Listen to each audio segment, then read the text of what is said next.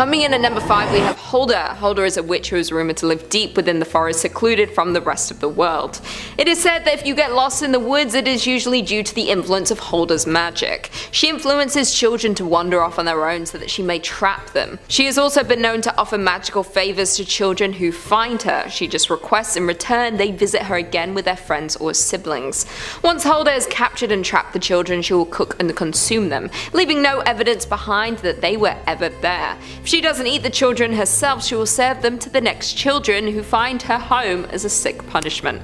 It is believed that Hulda once had a daughter. The daughter was evil and was using dark magic to hurt people, including the rest of Hulda's family. When Hulda lost everyone who she cared for, she destroyed her daughter to make sure she could never hurt anyone again. Since then, she has spent her days luring children to her and destroying them as she did her own daughter. So don't wander off if you're ever walking in the woods, and absolutely do not summon Hulda, or you might notice kids going missing around your neighbourhood. Coming in at number 4 we have Agatha Harkness. Agatha is one of the original witches from Salem, though she was not caught. She started as one of the lower witches of her coven, but quickly rose in the ranks amongst her fellow witches. It is said that she practices dark magic. Her mother was once one of the greatest witches. She was confronted by the rest of her coven for practicing dark magic, something that was not allowed. They attempted to destroy her for her crimes, but they did not realize how strong her power was. She drained the power from every other witch in the coven, including her mother, making her the most powerful witch in Salem. It is said that since then she has continued to practice her dark magic, never encountering a witch as powerful or as cunning as she is. She is an evil witch who can manipulate the minds of those around her to commit horrible acts. She is not someone who you would like to cross or make angry. She also has the ability to wipe the memories of those who she controls, meaning they don't even know that it was not their decision to commit their crimes. It is said she still resides in Salem, where her coven once called home. Although it is not clear where, there are a number of historical sites in Salem one could visit if looking for Agatha. If you did want to contact her for some dark reason, it does not come easy. You have to make a sacrifice for her to bother making an appearance. She requires a personal sacrifice of something that you love, whatever that may be for you. Maybe burning your childhood toy or something else you were attached to emotionally. If you do summon her, you might not get what you wanted. If she likes you, she might grant whatever you seek, but if not, you might unleash a great evil not only on yourself but back onto the world.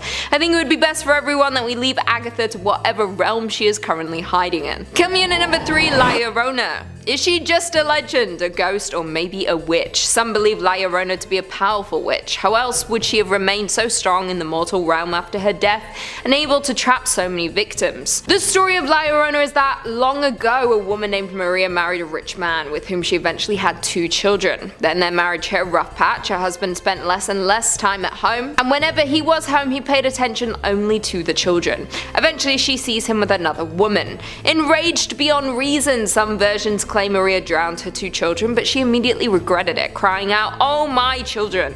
Maria is sometimes said to have drowned herself afterwards. However, not everyone believes that she did drown herself. Some say her rage sent her deep into seclusion, where she turned mad and began studying dark magic.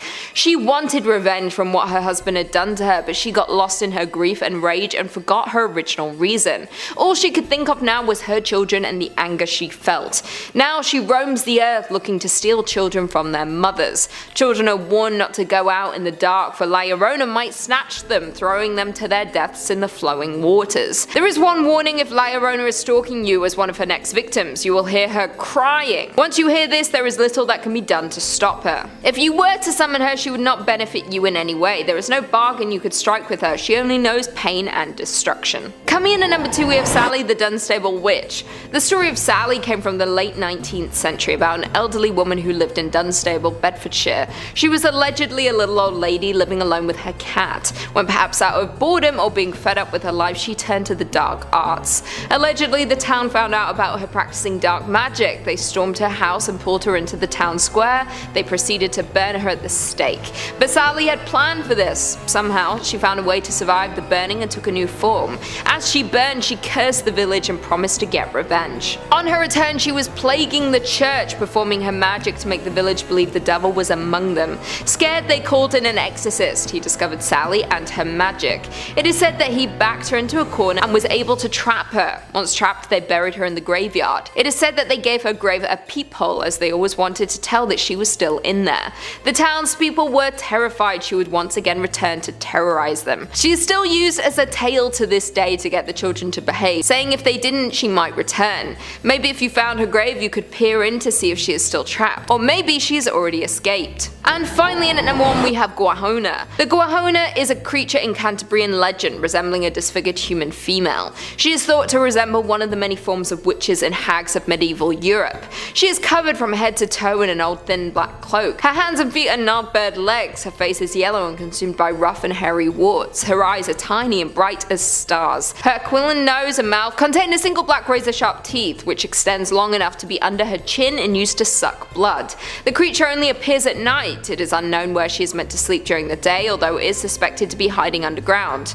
Guahona invades homes without getting noticed and walks silently towards healthy young children to suck their blood in their sleep by sticking her tooth into their veins. She does not kill them, instead leaving them almost bloodless, so when they wake up in the morning they will be tired, pale and discolored, so looking like me. Guahona also attacks adults. Why do all witches seem to hate children? It seems if you summon any of these witches, you'll be putting children in danger. Being drained of all your blood does not sound like a nice way to die. Nope. Coming in at number 5, we've got the upside down hacksaw surprise from Terrifier. Man, when is Terrifier 2 coming out again? I just want to see if they can top this. Going back to All Hallows Eve, there are some pretty gnarly moments, but none are done up like this bit. You see it all here, full view. Nothing is left to the imagination, save for what might happen in the future. Sometimes the more effective scare comes from leaving the viewers in suspense, unable to guarantee what just happened. That is not the case for this scene. Good lord, Art, did you have to do it like that? Terrifier is a largely disturbing movie throughout its entire runtime. It mostly feels like a special effects artist making a movie to showcase his wares. The grosser, greasier, and gorier the better. Plus, Art the Clown makes a bid for a new slasher icon. If you want to make an impression, you can't just copy what the greats have already done, you've got to cover new ground. So, we get a plethora of painful moments at the hands of the black and white clown. Feces smeared on bathroom walls, bits and pieces sliced off poor unsuspecting victims, and of course the upside down hacksaw surprise. Nobody wants to watch their friends die right in front of their eyes. It's a horrible thing to behold no matter what the circumstance. But the way this kill goes down is in a league of its own. After stabbing, drugging, and tying up Tara, Art begins a presentation in the style of a cheap stage magician. He reveals his lovely helper, Tara's friend Dawn, who is dangling spread eagle by her ankles. After some grandstanding and an extravagant flourish, he produces a hacksaw. He walks up to his nude, helpless victim and starts hacking away, right between the thighs and all the way down to her head. Blood sprays out, Dawn screams, and Tara can do nothing but helplessly watch on as her friend is bisected by this killer clown. It is just so painful to watch. I don't know what's worse, the fact that Tara has to watch as her friend is cleaved in two, the fact that the sawing starts at a place that nobody wants a sharp object, or the hideous smile Art puts on for the entirety of the ordeal. It's all bad. Coming in at number 4, we've got the ceremonial cliff jumping from Midsommar. You can usually judge a movie's effectiveness by audience reactions when something crazy happens. A lot of the time, while seeing horror movies in theaters, you'll get some gasps or laughs, or maybe even someone whispering, "Don't go in there." But that means that they're doing what they're meant to do, elicit reactions. But what if the audience is totally silent? Well, that just about sums up my experience with seeing this scene on opening weekend. The room went dead silent, which matched up pretty well with the audio as it happened. Even the kids who snuck in and were giggling at uncomfortable moments shut up for a second, which is pretty wild. That is how effective and disturbing this scene is. Midsommar is a beautiful, brutal movie. It's not for everyone, and scenes like this are part of the reason why. There are plenty of disturbing moments for sure, from the coerced breeding subplot to the blood eagle to that final scene with the bear suit, but the cliff jumping really stands out as eye-popping and heart-stopping. It's the first big oh sh** moment in the movie, and nobody can really do anything about it. Danny and her pals have been trying to acclimate to the odd culture and rituals of those living in the commune, but so much of what the people do seems backwards to them. This ceremony, in which two of the eldest members of the commune decide to end their own lives, is too much for some. After a day of ritualistic meals, everyone treks to a rocky cliff. The two elders, now aged 72, are carried to the top and look out over their community. One by one, without any real warning, they hurl themselves over the edge, crashing to the ground below. To the visitors, who had no idea this was happening today, this comes as a major shock. One of the cliff jumpers' head explodes like a melon, instantly killing them. The second jumper, however, hits the ground feet first. This shatters his legs, but doesn't kill him immediately. His groans of agony can be heard as a commune member carrying an enormous mallet strides over to put the poor man out of his misery. As this horrifying display of death is happening, all of the members of the commune begin to mimic the pain the two must have felt as they died. Wails and cries ring out, breaking the eerie silence and adding layers of discomfort to the whole situation. This mixture of culture shock, unexpected death, and brutal bodily mutilation makes this scene extremely disturbing and difficult to stomach, especially if you didn't expect it coming in. In a way, the unexpected nature of it really puts the audience in the shoes of the group of visitors. It's almost as if you were there yourself. Coming in at number 3, Cannibal Consumption from Hostel Part 2. The entire Hostel series is predicated on being as disturbing and raunchy as possible. Eli Roth is a man with extreme tastes, and he wants everyone to know it. So after the rip-roaring success of his first torture porn venture, of course some sequels were gonna get made. And what can a horror sequel do other than try and top the kills from its predecessors? Of course, the premise of young folks being kidnapped and sold at a facility full of people willing to pay to kill doesn't change much, but the brutality is elevated and the kills are more gnarly than ever. Maybe a little more self-referential too. In the scene we're talking about today though, they make sure to make use of a very upsetting taboo: cannibalism. Poor Miroslav, tied to a table, forced to watch the director of Cannibal Holocaust eat his leg meat. Yep, you heard me right. Roth brought in Ruggero Deodato to play the part of this Italian cannibal, and the poor dude on the table is kept alive and conscious for the entire process. So as choice cuts of meat are sliced away from his legs, he's got to endure the pain of the process and the knowledge that his body is being consumed by another person. There are a lot of layers to the disturbing imagery in this scene, to say the least. Coming in at number 2, the eyeball splinter from Zombie. Speaking of upsetting images from Italian directors, we're going to talk about some iconic ocular trauma. There's something about eyeballs that makes people squirm at the thought of them taking damage. Ever since that classic eye jelly scene in Un Chien Andalou, folks have leaned on eyeball destruction to disturb and fascinate their audiences. So when an enormous splinter slowly slides its way into someone's pupil, scrambles it, and then breaks off, you're gonna feel some discomfort. And that's exactly what happens in Lucio Fulci's Zombie. Or is it Zombie 2? We'll ignore that for now. Late one night, an undead intruder breaks into poor Paola's house. She shuts the door on it, but that's not nearly enough. The zombie breaks through the wooden door with its arm, exposing a very gnarly, very sharp splinter, then pulls her through the door, eventually bringing the splinter into contact with her eyeball. We see it all here. The splinter slowly comes towards her face and eventually impacts the pupil as if it were a bullseye. The jelly-like structure of the eye is sloshed around as it sinks deeper in, and eventually the splinter breaks off, tearing a good deal of goop inside of her eye socket to pieces. Ocular trauma. Seriously. And finally at number 1, Scalping and More from Bone Tomahawk. When you call your movie Bone Tomahawk, you best live up to that title. Thankfully, that's exactly what S. Craig Zahler did. Everything you would expect from a movie called Bone Tomahawk is here and more. The Wild West was a dirty, lawless, violent place. A lot of westerns tend to skip all of the gangrene and skin flaying that went on in favor of heroic stories of gunslingers and sarsaparilla. Not this one. Here we get folks addicted to opium and cannibalistic tribes kidnapping people to be used in their next meal. And with that comes a whole lot of human suffering. The most disturbing scene in Bone Tomahawk involves the use of that titular weapon to scalp a man alive. That's pretty rough on its own, but there's more. The man's scalp is then stuffed into his own mouth, and some teeth are broken to ensure that it all fits.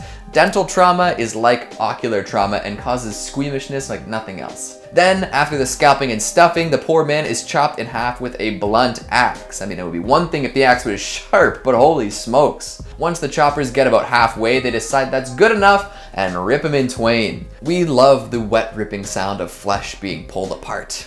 Yeah, this one tops the list for a reason. Coming in at number 5, we've got Supper Time from Audition. Takashi Miike's career is jam-packed with all sorts of top-tier disturbing moments. There's something he sees that most people don't, so he puts to film for everyone else to enjoy. Well, actually, I don't know if enjoy is the right word. Regardless, the extreme and nasty stuff he manages to push out into the world is deeply affecting for all who behold it, so it's definitely worth a mention here. I may or may not have put 2 Miike films on this list, so if you have a guess as to the second, drop it down in the comments right now, and we'll see if you're right when we get to it. But before we get to the other stuff, we should probably talk about the current entry, right? Okay, so Audition, a famously upsetting movie that starts out pretty innocuously. A widower is convinced by his son to seek a new wife and decides the best way to go about this is to hold auditions for the role.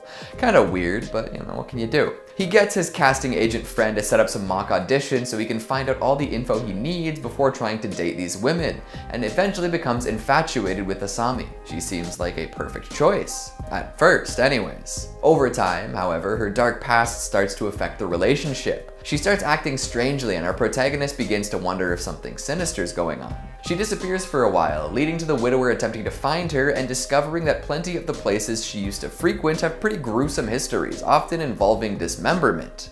Uh-oh. Now, a lot of folks say that the wire torture scene is the most disturbing part of Audition, and yes, that is a truly upsetting scene to behold. But the flashback with the man in the bag is on a whole other level. My goodness, it's nasty. So in the flashback, we see that Asami had at one point kept a man in a large bag. He was missing his feet, a number of fingers, and his tongue. Worst of all, she only seemed to feed him one type of food via doggy bowl. Any guesses as to what that kind of food was? It was her vomit. Oh no. And for all of those who like to pay close attention, you might notice that this dude has no problem whatsoever consuming this puke immediately after it's placed in front of him. Which implies that she's had him here, helpless and hungry, eating vomit for an extended period of time. He is used to it at this point. The implications of this scene are stomach-turning to say the least. Supper time indeed.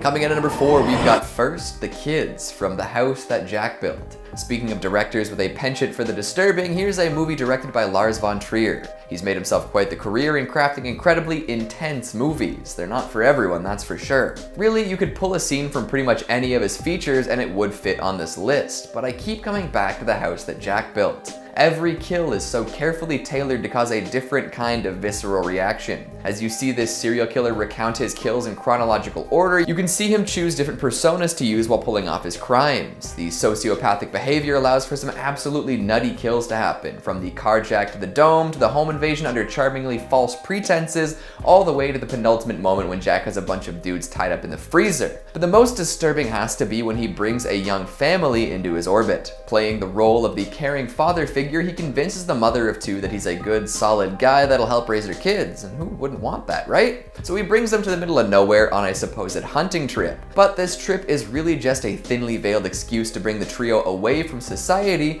while also having access to guns. Boy, this one takes a turn. For the majority of their time in nature, he's friendly and dependable, but eventually this veneer fades away and the mother and her boys are left with a vicious murderer. He hunts them from a wooden pulpit at the edge of a field, forcing them to take cover. The mom tries to keep her boys close and covered, but one panics and runs away. Boom, he's shot dead. The second one is quick to follow, leaving Jack alone with Mother Dearest. After propping up the tiny corpses, he makes her have a picnic with him. Really despicable stuff. Coming in at number 3, we've got Hooks and Hot Oil from Ichi the Killer. And we're back to Miike. Unlike Audition, Ichi the Killer is cartoonish in its execution, which allows the viewers to put a little bit of space between themselves and what's happening on screen. This shouldn't be too surprising considering that this movie is based on a manga. So when all sorts of depraved, bloody, nasty stuff happens, it feels sort of otherworldly. It's so obviously not real that it can become super over the top and ends up as a bit of a spectacle. But there is one torture scene carried out by the masochistic bleach blonde Yakuza tough Kakihara. After his boss goes missing, he captures the hapless Suzuki under the impression that he's the one who kidnapped him. The torture that ensues is unbelievably painful. First, he sticks hooks into the dude's back and suspends him from the ceiling.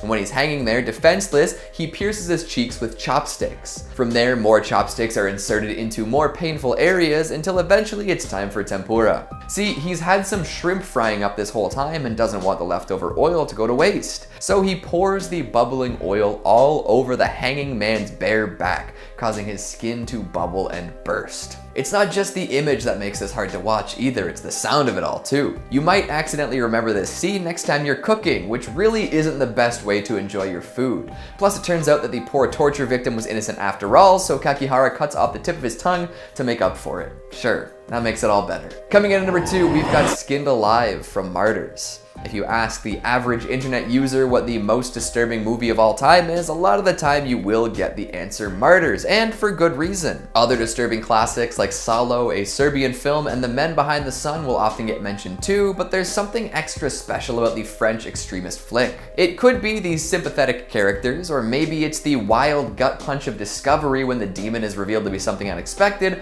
followed by the hidden lab beneath the house opening up. Could be the bleak, depressing message too. But of course, folks are gonna wanna talk about the horrific torture sequences most of all. And what better bit to bring up than the total lack of skin? Yeah, after intense mental degradation and many brutal beatings, poor Anna is flayed alive. All of her skin, gone.